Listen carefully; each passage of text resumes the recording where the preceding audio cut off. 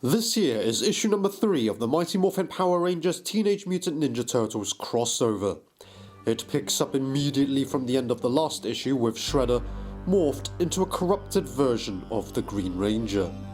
With his new power, he takes on Rita Repulsor after she stepped into the Technodrome. As a Power Ranger, Shredder's got heightened senses, extra strength, and faster speed.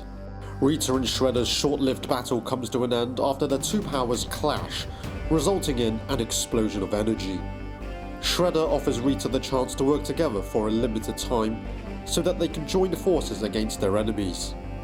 The partnership would last only until the Turtles and the Rangers are defeated. Following Tommy's capture last time, Tyler watches him behind bars. So the two go way back. They both grew up on the same streets, and even back then they were fighting the same fights since they were 7 years old. Things were alright between them, but then Tommy left.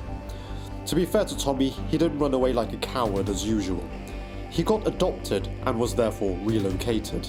Tyler resents Tommy because following his adoption, Tommy lived a good life, while Tyler had to struggle on his own. At the Turtles' lair, we see the Turtles and the Rangers bonding. It's funny seeing Zack enjoy the Turtles' choice of pizza toppings, despite not liking the sounds of them in the previous issue. Jason, however, seems to hate the idea. Billy talks with Splinter while Trini works out with Raphael. Kimberly is with April, and unlike Kimberly of the TV series, she curses by saying she's pissed at Tommy. This is definitely not one for the primary school children. The Rangers' communicators go off as Alpha detected a massive discharge of Morphin energy just outside the city. The Rangers prepare to go into action, but Jason tells the Turtles to stay put for now, as it's probably best if the Rangers talk to Tommy alone. And with that, the Rangers morph into action in front of the Turtles. Michelangelo is impressed, whereas Raph isn't. Donatello asks the question many of us asked before: do they wear their clothes underneath the Ranger suits? That of course isn't answered, and we jump to the dockyards. The Rangers are searching for the source of that energy discharge. Trini and Kimberly spot the Green Ranger, thinking it's Tommy, but of course it's not Tommy. It's actually Shredder, who turns and unleashes a burst of energy, resulting in Trini and Kimberly powering down. The other Rangers catch up to them, but Shredder hits them too, causing them to unmorph. Jason tries to morph back into the Red Ranger, but the morpher fails to work. Alpha detects a distortion field surrounding the Ranger's position.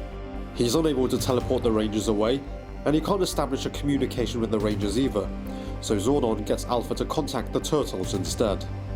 While unmorphed, the Rangers continue to fight Shredder. He acknowledges that even unmorphed, the Rangers' skills are considerable, but they lack stamina. The Rangers are pretty much on the defense against Shredder, and then reinforcement arrives in the form of Casey Jones. As he's armed with a cricket bat and hockey stick, he manages to knock Shredder down. So, this is the first time the Rangers encounter Casey, and the reason he's here is because the Turtles couldn't teleport in from their lair, but Casey was the closest on foot. Shredder demands the Rangers hand over their power coins to him. Jason and Trini know that if they try to fight Shredder and the Foot without their powers, they'll lose. So they opt to run and live to fight another day. They run far enough to get outside of the disruption field, which allows Zordon and Alpha to get a lock on the Rangers and teleport them away from the dockyards. After Shredder tells Rita the Rangers are powerless, Finster sends down his latest monster to attack the city. Wildfire appears with putties to back him up. This is an orchestrated attack to hit the city when the Rangers are unable to morph. The reason the Rangers can't morph is because a molecular disruption field affected their DNA. Despite the power coins remaining active, the Rangers can't unlock them. Billy says that because the coins still work and the Rangers need to be in two places at once, he's got a radical idea. That idea being to give the Turtles the power coins and morphers. When I say Turtles, I mean April as well. Michelangelo just asks if they get to pick their colours.